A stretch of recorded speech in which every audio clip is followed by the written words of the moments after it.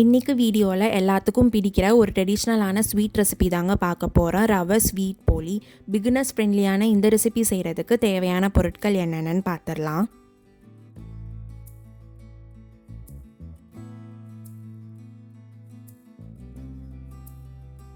ஒரு பேனில் கீ சேர்த்துக்கலாங்க. கீ மெல்ட் ஆகவும் நம்ம எடுத்து வச்சுருக்க ரவையை சேர்த்து நல்லா ரோஸ்ட் பண்ணிக்கலாங்க. ரவை நம்ம தொட்டு பார்த்தா ஒரு பொறுக்கிற அளவுக்கு சூடு இருந்தால் போதுங்க. அந்தளவுக்கு ரோஸ்ட் பண்ணி எடுத்து வச்சுக்கலாம்.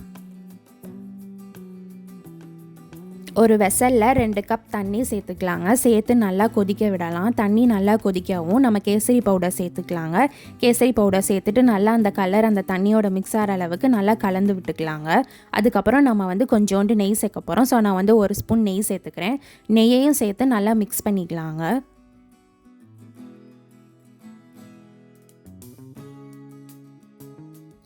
ரோஸ்ட் பண்ணி வச்சுருக்க ரவையை சேர்த்துக்கலாங்க. சேர்த்துட்டு நல்லா மிக்ஸ் பண்ணி விடலாம். அந்த தண்ணியில் ரவை நல்லா பாயில் ஆகணுங்க. ஸோ அந்தளவுக்கு மிக்ஸ் பண்ணிக்கலாம்.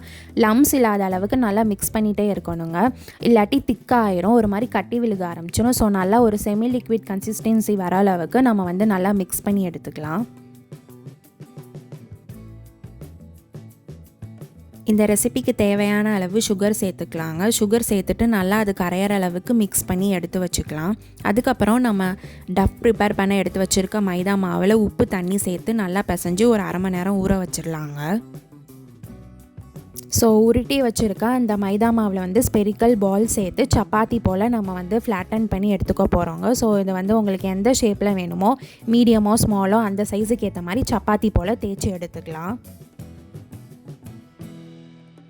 ரெடி பண்ணி வச்சுருக்க ஸ்வீட் பூரணத்தை நல்லா ஈவனாக ஸ்ப்ரெட் பண்ணி எடுத்துக்கலாங்க. ஸோ உங்களுக்கு எவ்வளோ ஸ்வீட்னஸ் வேணுமோ அதுக்கேற்ற மாதிரி ஈவனாக ஸ்ப்ரெட் பண்ணி எடுத்து வச்சுக்கலாம். ஸ்வீட் பூரணம் வெளியில் வராத அளவுக்கு நல்லா ரோல் பண்ணி ஒரு ஸ்பெரிக்கல் பால் ஷேப்பில் ப்ரிப்பேர் பண்ணி எடுத்து வச்சுக்கலாங்க. அதுக்கப்புறம் சப்பாத்தி கல்லில் சப்பாத்தி போல் நல்லா ஃப்ளாட்டனாக தேய்ச்சி எடுத்துக்கலாம். ஸோ தேய்க்கும் போது அந்த பூரணம் வெளியில் வராத அளவுக்கு நல்லா தேய்ச்சி எடுத்துக்கலாங்க.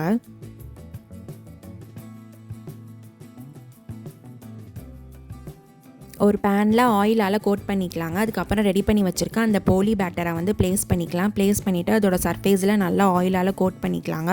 கோட் பண்ணிவிட்டு ஒரு மீடியம் ஃப்ளேமில் அதோட 2 சைடு ஈக்குவலாக வேகணும். ஸோ அந்தளவுக்கு நல்லா ட்விஸ்ட் பண்ணி ஃப்ரை பண்ணி எடுத்தாலே போதுங்க. சூப்பரான ஸ்வீட் போலி ரெடி ஆயிடுச்சு. ஸோ இந்த ஸ்வீட் போலி செய்கிறது ரொம்ப சிம்பிள் அண்ட் ஈஸிங்க. கண்டிப்பாக செஞ்சு பாருங்கள். இந்த மாதிரி சிம்பிள் அண்ட் யூனிக்கான ரெசிபீஸ்க்கு சோறு ரெடியா யூடியூப் சேனலை சப்ஸ்கிரைப் பண்ணி பெல் பட்டனை கிளிக் பண்ணிக்கோங்க.